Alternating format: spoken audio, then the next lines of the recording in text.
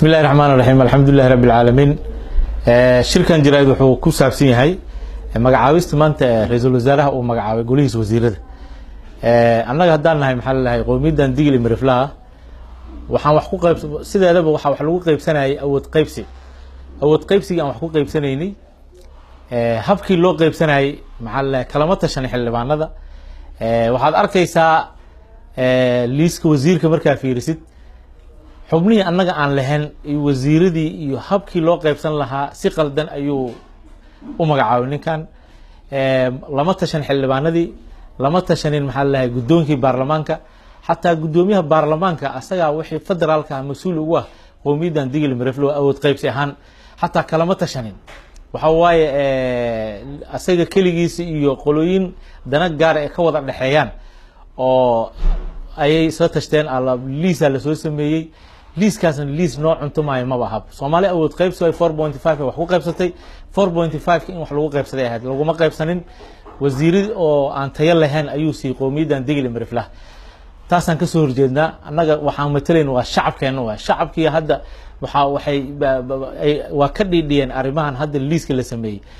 shacabkii aan haysto waxay leeyihiin maxaa la lahay annaga nooma cuntumayso arintan uu ku dhawaaqay ra'iisul wasaaraha ilaa 2020 laga gaarayna awood qaybsi wax lagu qaybsadaa awood qaybsi laguma qaybsanin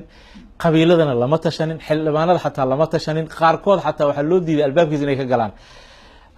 waxa jirto xataa gudoomiyihii baarlamaanka oo ahaa awoodii labaad ee Soomaaliya ugu sareysay xataa lama tashanin markan ra'iisul wasaaraha arintan waa ku degdegay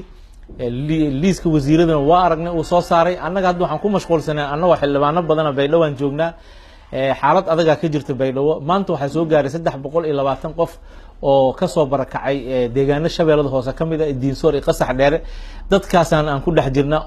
dadka xataa oo asaga wasiirnimada oo liiska uu ku soo daray dad u qalmo maaha dad aqoonteedana lamaha qof walba professionkiisa in lagu xishmeeyo ahayd haddana sideedaba maxaa la lahay wasaaraddan maaliyadda waxa iska lahaa waxa waaye qowmiyadan digil imirifla iska lahaa qofku doono oo xildhibaana u qalmo aqoonteeda in la siiyay ahayd waxa maxaa la lahay lama siinin wasiir qolooyinka kale waxa waaye wasiir waxaad arkaysaa qabiilo badan oo wasiiro loo kordhiyay arkaysaa dadkii say wax wada qaybsadeen waxa waaye waxay wax ku wada qaybsadeen markay deegaanadooda joogeen awood qaybsiga ku qaybsadeen awood qaybsiga ay ku qaybsadeen looma tixgelinin 4.5 kii looma tixgelinin awood qaybsiga looma tixgelinin markaan liiskaas oo hadda la soo saaray golahaas wasiirada annaga waa ka soo horjeednaa ka qowmiyad ahaan aniga kaligayga maaha aniga waxaan ahay afayeen oo 61 xildhibaan oo ka socda maxaa la lahay qowmiyada digil imiriflaha oo hadda shir u socda markaan wixii jawaab ah waxaan bixinaynaa maalintii la horkeeno golaha shacabka ayaan ka bixinaynaa arintaas waa arin lagu degdegay haddana dadka la magacaabay dad oo xaaladda hadda taagan wadankan dhibaatadiisa samata bixin karna maaha ummadan waxay u baahan tahay badbaadi u baahan tahay maxaa waa dad lagu keenay dad ay maxaa la lahay ay xiriir wada lahaayeen ama saaxiib ay ahaayeen ama isku jufo yihiin ama ay soo dhow yihiin ayaa waxa iska dambeeyay waxa waa xaaladaas annaga ma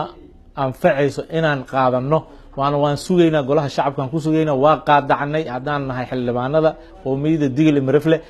jawaab kululna waa ka bixin doonaa